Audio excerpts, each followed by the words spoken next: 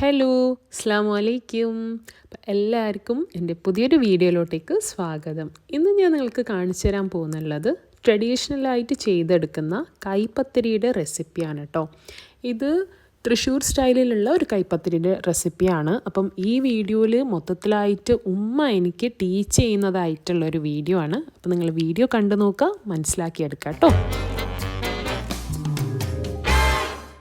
നമുക്ക് കൈപ്പത്തിരി ഉണ്ടാക്കാൻ വേണ്ടിയിട്ട് ഫസ്റ്റ് ആവശ്യമുള്ളത് തേങ്ങാപ്പാൽ എടുക്കണം. അതിന് വേണ്ടിയിട്ട് ഞാൻ 1.5 മുറി തേങ്ങേൻ്റെ തേങ്ങാപ്പാലാണ് എടുക്കുന്നുള്ളത്. നിങ്ങളുടെ തേങ്ങ ചെറുതാണെങ്കിൽ 2 എണ്ണം എടുക്കണം കേട്ടോ.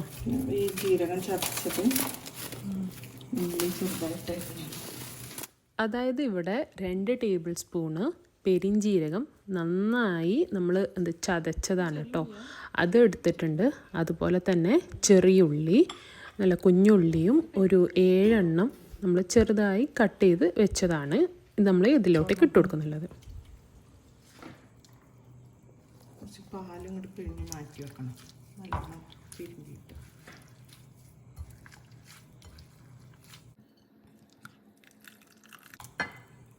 നമ്മൾ യൂസ് ചെയ്യോ? ഇതാണ് തേങ്ങയിലിടുക, അല്ല പത്തിരിയിലിടുക. ഓക്കെ. ഈ പാൽ ഉപയോഗിക്കില്ല? പാൽ ഉപയോഗിക്കും, പത്തിരിയിൽ ഉപയോഗിക്കും. ചിലവരങ്ങനെ തേങ്ങ ഇടും. അപ്പോൾ ഇട്ടാലേ തേങ്ങയിൽ ഭയങ്കര മെഴുക്കിൻ്റെ ആവശ്യം കൂടിയിട്ടേ, അല്ല പത്തിരിയിലേ അങ്ങനെ ഒരു ഹാർഡാവും. ഇനി നമുക്ക് ഈ പാലിനെയും കൂടി ഒന്ന് സ്ട്രെയിൻ ചെയ്തിട്ട് എടുക്കണം. അതിന് വേണ്ടിയിട്ട് ഞാൻ അരപ്പയിൽ വെച്ചിട്ട് ഇതിനൊന്ന് മാറ്റിയിട്ട് പിഴിഞ്ഞെടുക്കുന്നുണ്ട് കേട്ടോ. പൊടി, പുട്ടുപൊടിയും പത്തിരിപ്പൊടിയും രണ്ടും കൂടി മിക്സ് ആക്കിയതാ, പകുതിയും പകുതി. 2 കപ്പ് പത്തിരിപ്പൊടിയാണെങ്കിൽ 2 കപ്പ് പുട്ടുപൊടി. പത്തിരിപ്പൊടി എന്ന് പറയുന്നത് ഇപ്പൊ നമ്മുടെ നൈസ് പൊടി, പച്ചരിന്റെ. ഓക്കെ, പച്ചരിയുടെ പൊടിയും വറുത്ത പൊടി, വറുത്തതല്ലേ. പിന്നെ പുട്ടുപൊടി, തരിയുള്ള പുട്ടുപൊടി. അതിന് രണ്ടും പകുതിയും പകുതി എടുക്കാം. ഈ തേങ്ങയും ഈ പൊടിയും കൂടി നമുക്ക് മിക്സ് ചെയ്ത് വെക്കാം.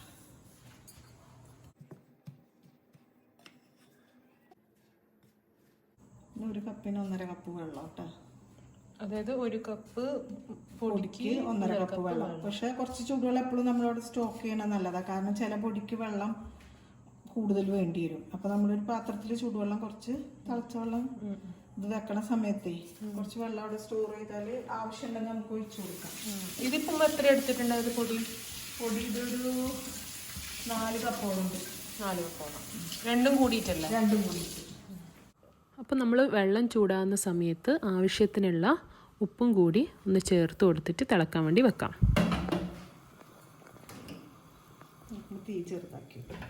അപ്പം വെള്ളം നന്നായി തിളച്ച് വരുന്ന സമയത്ത് നമുക്ക് ഇതിലോട്ടേക്ക് നമ്മൾ നേരത്തെ മിക്സ് ചെയ്ത് വെച്ചിട്ടുണ്ടായ പൊടികളില്ലേ, ആ പൊടികളൊക്കെ ഒന്ന് വെള്ളത്തിലോട്ടേക്ക് ഇട്ടിട്ട് ഒന്ന് നന്നായിട്ട് മിക്സ് ചെയ്ത് കൊടുക്കാം. ഈ സമയത്ത് നമ്മൾ വളരെ സ്ലോയിലായിരിക്കണം എന്താ പറയുക, ഫ്ലെയിം വെക്കാൻ വേണ്ടിയിട്ട്. അപ്പോൾ ഒന്ന് നന്നായിട്ട് നമുക്ക് മിക്സ് ആക്കിയിട്ട്, കണ്ടില്ലേ, ഇതുപോലെ നല്ല കുഴഞ്ഞ രൂപത്തിലേക്ക് ആക്കിയെടുക്കാം. ഇനി തീ ഓഫ് ചെയ്തിട്ട് ഒരു തവയിലോട്ടേക്ക്, തളികയിലേക്ക് ഒന്ന് മാറ്റിയിട്ട് കുറച്ച് ഒന്ന് ആറാൻ വേണ്ടിയിട്ട് വെക്കുക. ഇത് സാധാരണ നമ്മൾ കുഴച്ചാണ് നമ്മൾ ചെയ്യാറ്. പക്ഷെ ഞങ്ങളിപ്പം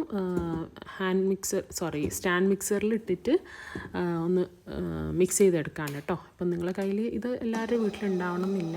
അങ്ങനെയാണെങ്കിൽ നമ്മൾ കൈ കൊണ്ട് ഒന്ന് കുഴച്ച് കൊടുത്താൽ മതി. ചൂട് ഒരിത്തിരി തണിഞ്ഞാലും കുഴപ്പമില്ല, നിങ്ങൾ കൈ കൊണ്ട് തന്നെ കുഴച്ചെടുത്തോ. നന്നായിട്ട് കുഴച്ച് വന്നിട്ടുണ്ട്. ഇനി ഇതിനെ നമുക്കിങ്ങനെ ഓരോ ബോൾസ് ആക്കിയിട്ട്, കുറച്ച് വലിയ വലിയ ബോൾസ് ആക്കിയിട്ടാണ് കേട്ടോ നമ്മളിവിടെ എടുക്കുന്നുള്ളത്. ഇത് കുഞ്ഞു ബോൾസ് ആക്കിയിട്ട് ചെയ്യുന്നൊരു സംഭവമല്ല, ഇത് കുറച്ച് കട്ടിയുള്ള ഒരു പത്തിരിയാണ്. അപ്പോൾ ഇതുപോലെ നമ്മൾ കവറിൽ വെച്ചിട്ടാണ് ചെയ്യുന്നുള്ളത്.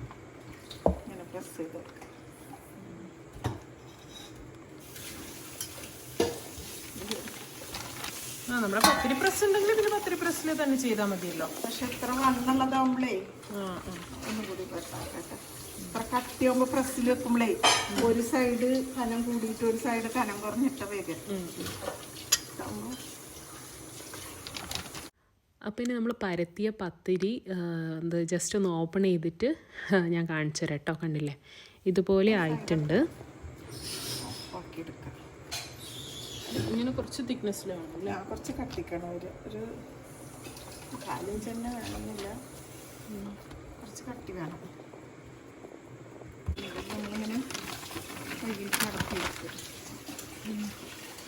എന്നിട്ട് ഈ അരികളൊക്കെ ഇച്ചിരി വെള്ളം തൊട്ടിട്ട്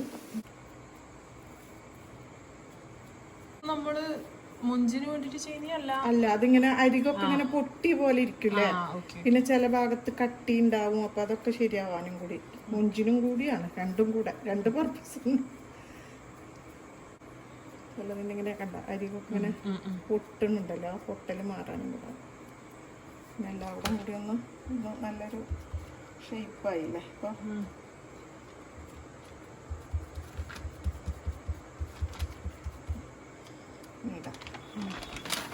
അതൊക്കെ ഫുള്ള് ഇതിലാണ് ഇടുക. അത് ഈ കനലടുപ്പിലിട്ടാലാണ് നന്നായി വരുള്ളൂ. അപ്പൊ അതിന് വേണ്ടിയിട്ട് നമ്മളിപ്പോ ഇതിൽ ചൂടുമ്പോഴാണ് ഇങ്ങനെ ആക്കുന്നത്.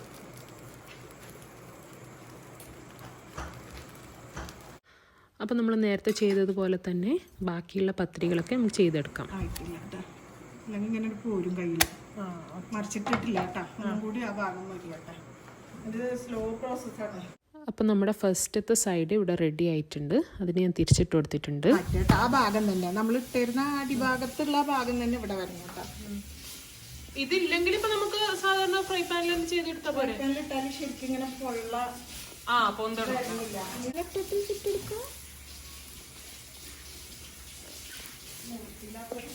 ഇങ്ങനത്തെ ചട്ടി ഇല്ലാത്തവരൊക്കെ പിന്നെ തീയും നല്ലോണം വേണം കേട്ടോ. ഇതുപോലെ ഇതിനല്ലേ നമ്മളെ ലാസ്റ്റത്തെ രണ്ടാമത് ഇടുന്ന സ്റ്റേജില്ലേ, ഇതില് മറിച്ചിടുമ്പോ അതില് ആ തീ മതി. ഇതിപ്പോ ഈ നിറയെ ഫ്ലെയിം ഉള്ളതില്ലേ, അതിലാണ് ചുടുന്നത്. അങ്ങനത്തെ അടുപ്പാണെങ്കിലാണ് നല്ലത് ശരിയാവുക. ഇതിന്റെ ഇങ്ങനെ സൈഡൊക്കെ ഒന്ന് നല്ലോണം മുരിയണം. മെല്ലെ മെല്ലെ വെച്ച് കൊടുക്കുക.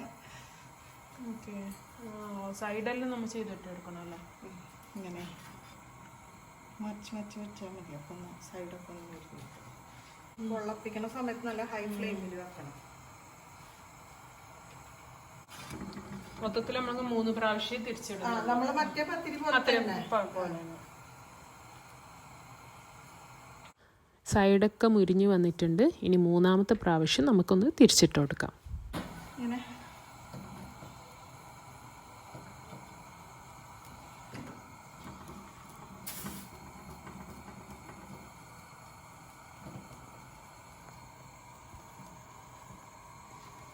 മെല്ലെ മെല്ലെ തട്ടിക്കൊടുക്കണം.